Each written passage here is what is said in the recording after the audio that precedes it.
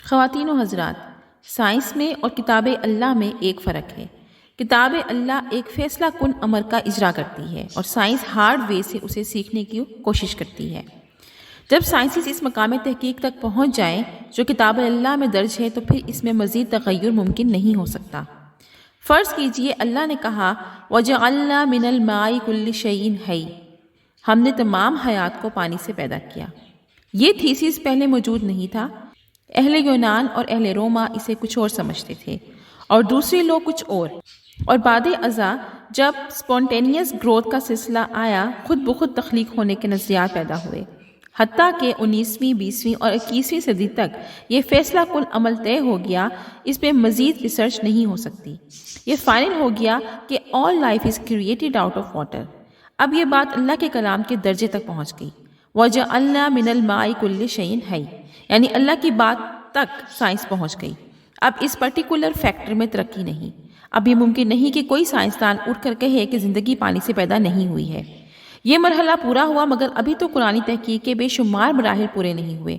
ابھی تو جناب رسالت مآب صلی اللہ علیہ وآلہ وسلم کے علم کے درجات متعین نہیں ہو سکے۔ تمام سائنسز زمین و آسمان میں ارتقاء حیات کا سوچتی رہیں، تسخیر کائنات کا سوچتی رہی، اور اللہ کے ہاں تسخیر کائنات کا یہ اصول ٹھہرا کہ تم ارض و سماوات سے نہیں نکل سکتے، اگر جرت ہے تو یہ کر کے دکھاؤ۔ ان استطعتم ان تنفذوا من اقطار السماوات والارض فانفذوا لا تنفذون الا بسلطان۔ خواتین و حضرات، سلطان کیا ہے؟ اگر یہی دعا جو میں نے سب سے پہلے پڑھی کہ ربی ادخلنی مدخل صدق واخرجنی مخرج صدق واجعل لی من لدنک سلطانا نصیرا، اے اللہ سچ میں داخل کر جیسے تو سچوں کو داخل کرتا ہے، اور سچ میں سے نکال جیسے تو سچوں کو نکالتا ہے، واجعل لی من لدنک سلطانا نصیرا، مجھے اپنے وجود سے دلیل غالب بنا۔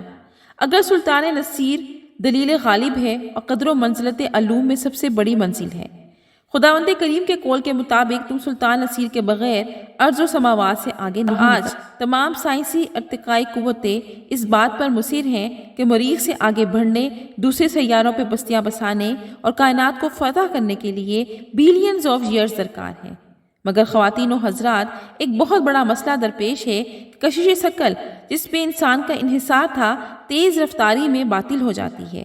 بالائے کائنات جنرل ریلیٹیوٹی اور اسپیشل ریلیٹیوٹی کے نظریات ہولڈ نہیں کرتے۔ کوانٹم درست ہے اور انسرٹینٹی آ گئی، انسرٹینٹی درست ہے، ڈائمینشنز تبدیل ہونا شروع ہو گئے۔ ڈائمینشنز کا کچھ نہ کچھ حل نکلنے کے بعد ایک خوفناک تبدیلی سامنے آئی ہے کہ کائنات سکڑنے کے مراحل میں نہیں ہے۔ اب یہ تھیسس غلط ہو گیا ہے کہ یہ پھیلتی ہوئی کائنات دوبارہ سکڑے گی۔ سکڑتی تو تب اگر سلو ہوتی، اگر سیارگان کی رفتار مرکز سے نکلتے ہوئے کم ہوتی تو پھر تو سکڑنے کا امکان تھا، مگر یہ خوفناک حقیقت واضح ہوئی کہ سیارے مرکز سے نکلنے کے بعد آدھے راستے میں سست ہونے کے بجائے اور تیز ہو گئے۔ اللہ نور السماوات والارض، لگتا تو ایسا ہی ہے جیسے اللہ نے کہا کہ یہ پھیلاؤ بڑھتے بڑھتے اتنا تیز رفتار ہو جائے گا کہ تمام مادے پھر انرجی میں ڈھل جائیں گے، انرجی پھر نور کی شعاع میں ڈھل جائے گی اور زمین و آسمان میں صرف اللہ کا نور رہ جائے گا۔ اللہ نور السماوات والارض، اسی نور کی آرزو تو محمد رسول اللہ صلی اللہ علیہ وآلہ وسلم کرتے ہیں، اور کس کس چیز میں کرتے ہیں؟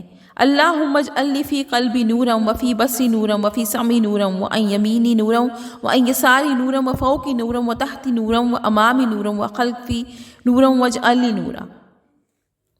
اے پروردگار عالم، میرے دل میں نور عطا فرما، میری سماعت میں نور عطا فرما، میری بصارت میں نور عطا فرما، میرے دائیں نور عطا فرما اور میرے بائیں نور عطا فرما۔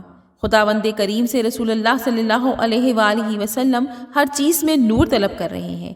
یہ نور ایک اعلیٰ ترین ہستی سے ایک کمٹمنٹ کے سوا اور کیا ہے کہ وہ عقل جو انسان کو اعلیٰ ترین عزت اور مناسب تک پہنچاتی ہے، اور انبیاء صلاۃ والسلام جب اتنی بڑی گہرائی سے نکلتے ہیں تو سارے معاشرے کو وہ قوانین دیتے ہیں جو رہتی دنیا تک قائم رہتے ہیں۔